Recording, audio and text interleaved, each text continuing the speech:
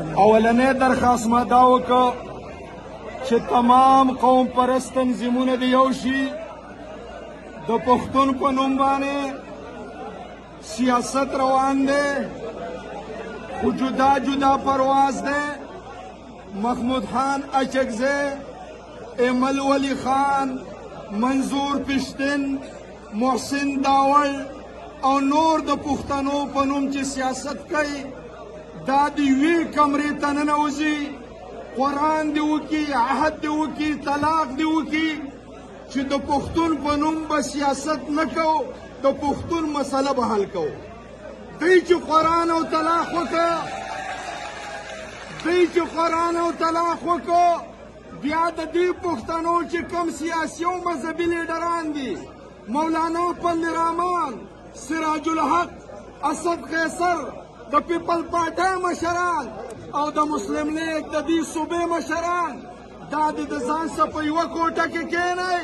قرآن او طلاق دې وکړي چې موږ به د پښتون مسله په یو پیج اوچتوو چې کله پښتون کې ملي وحدت پیدا شو قومي وحدت پیدا شو دې پښتون خو انګریز غلولی دی دا لا څوک دي موږ په باجوړ کې موږ په خپله خاوره بله درته وایم قومي وحدت جوړ شو پښتانه مشرانو په کوټه کې قرآن او طلاق وکړه اوس به دویم کار څه کوو تقریرونه به نه کوو 15 کاله پښتانه موږ په تقریرونو دوکه کړه بس چې څوک تقریر کوي ویلکم عبدالرشید ښه تقریر وکړه پلاني ښه تقریر وکړه په 15 کالو کې د پښتون یوه ستونزه موږ حل نه کړه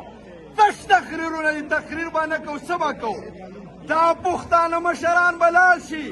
په اسلام آباد کې به د سیاسي او د عسکري قیادت سره کینی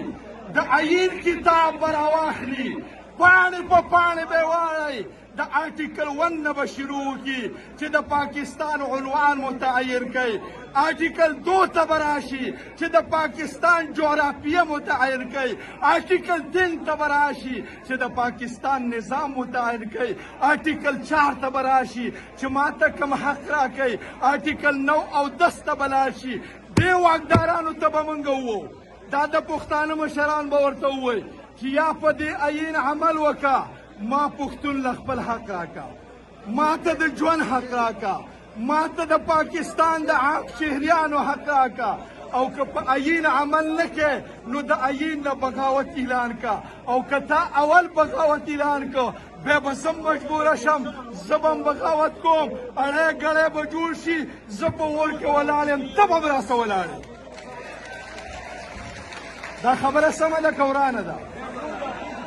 سمه ده اوس زه تاسو نه تپوس کوم چې محمود خان اچکزی شي مولانا فضل الرحمن شي سراج الحق شي ایمل ولی خان شي اسد قیصر شي د پیپل پارټۍ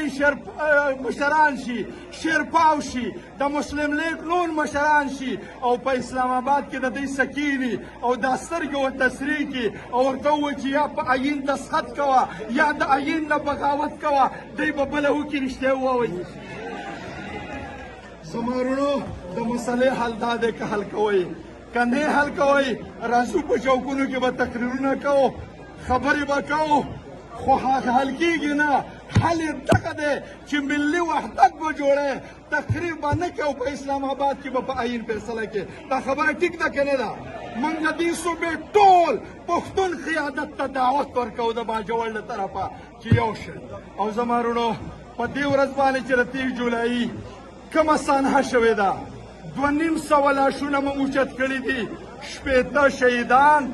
190 زخمیان 80 میندې بورې شوي دي 80 پلاران بې زامنو شوي دي او د هغې سره سره زما محترم وروڼو 80 پیغلې کونډې شوي دي او په سوونو بچي یتیمانان شوي دي دا سانحه پرته ده یو کال تیر شو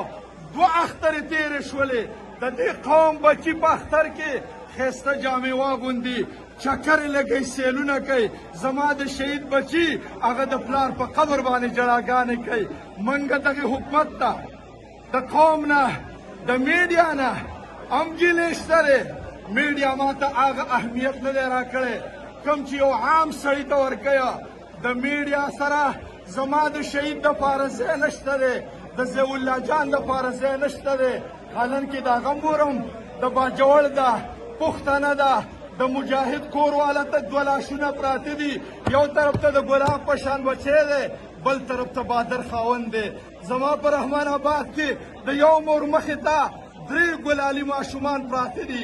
2 مړه دي او یو په وینو کې تړپېږي لیکن میډیا د دغه ظلم تصویر کشي نه کوي خو موږ دا خبره واضحه کوو زما ملګري د چا نه ګیله نه کوي چې تا زما د شهید نوم یاد کو یاد دې نه کو موږ په خپله باندې پوره یو الحمدلله په دې ملک کې د علماو دومره پاور دی چې موږ د شرافت نه کار اخلو موږ د خاموشۍ نه کار اخلو موږ د پاکستان د استحکام خیال ساتو خو که په دې خاوره د مولایي نه په دغسې بېدردۍ سره تویېږي نو زما سره داسې اپشن شته که هغه اپشن ما اختیار کو والله چې په برطانیه کې به رانه خلاص شي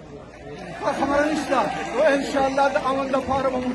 متفق یو متحد یو دا سفر به روان وي الله دې وکړي چې دا کاروان خپل منزل ته ورسېږي وما علینا الا البلاغ